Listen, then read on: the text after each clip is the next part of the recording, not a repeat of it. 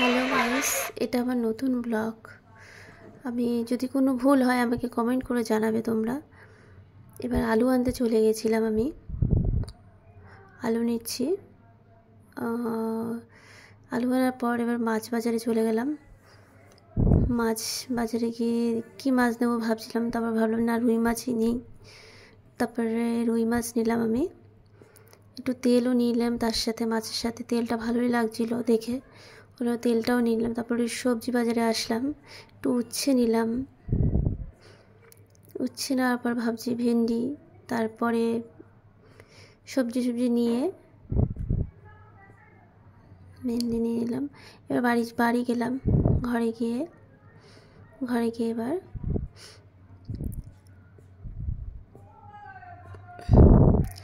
সবজিটা রাখলাম, রেখে এবার আমি মাছ ঢালছি বাটিতে। তোমরা দেখো, মাছের তেলটা, বাটির জলটা ফেলে দিলাম। এবার মাছটা ঢেলে নেব। প্যাকেটটা খুলছি, এক হাতে ফোন ধরে আছি, এক হাতে খুলছি, খুব অসুবিধা হচ্ছে, তাও চেষ্টা করছি। দেখো মাছের তেলটা কত সুন্দর। প্যাকেটটা ফেলে দিলাম। এবার আমার শাশুড়ি সবজি কাটতে বসে গেছে। সবজি কড়াইতে তেল দিলাম আমি।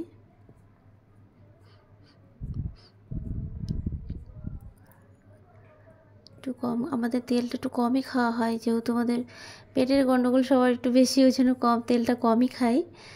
তাও এবার আমি আলুটা জিরে ফোড়ন দিয়ে আলুটা ছেড়ে দিলাম, একবারেই ভেজে নিচ্ছে আলুটা, যেহেতু আজকে আর অত সময় নেই, খাওয়ার জন্য তাড়া দিচ্ছে সব, ওই জন্য সময়টা নেই।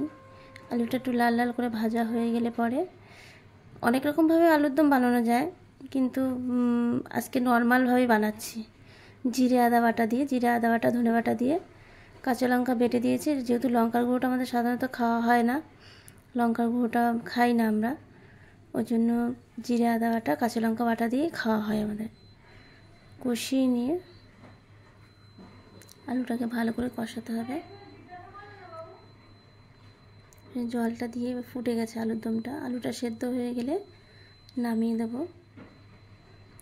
সেদ্ধ হয়ে গেলে মাছের তেলটা দেখো, বাজার থেকে মাছ নিয়ে এসেছিলাম, তার সাথে তেলও নিয়ে এসেছিলাম বলেছিলাম, তা 3 পিস মাছ ভাবছি করবো, আর 3 পিস মাছ রেখে দেবো, কেননা আমার ছেলের জন্য, বাবার জন্য করবো। একটু সবজিও কেটে রেখেছি, আর ডাঁটা, কুমড়ো, আলু, পেঁপে সব রকম দিয়ে মাছের ঝোলটা করা হবে আজকে।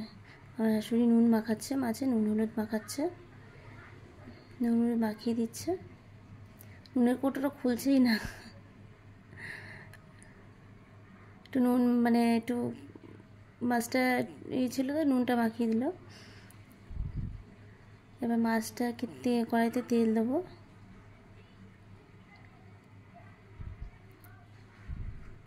এক হাতে ক্যামেরা ধরে এক হাতে রান্না করা খুব অসুবিধা হয়, তাও চেষ্টা করছি ভালোভাবে করার।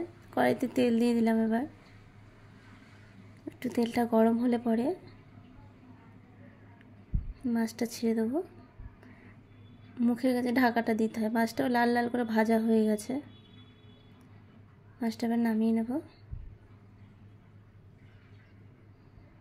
মাছটা নামিয়ে নিলাম। এবার ওই জিরে ফোড়ন দিয়ে সবজিগুলো দিয়ে দিলাম। সব সবজিগুলো একটু ভাজা ভাজা করছি, ভাজা করে এবার সামান্য একটু জিরের গুঁড়ো দিয়েছি, সামান্য একটু হলুদ দিয়ে নাড়িয়ে নেড়ে জলটা দিয়ে দিয়েছি।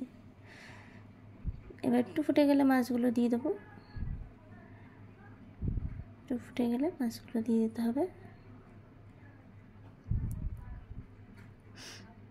ঢাকাটা দিয়ে দিই। এবার একটু সেদ্ধ, আমি আবার একটু কম আঁচে রান্না করতে পছন্দ করি। হয়ে গেছে আমার মাছের ঝোলটা, আবার নামিয়ে নেব।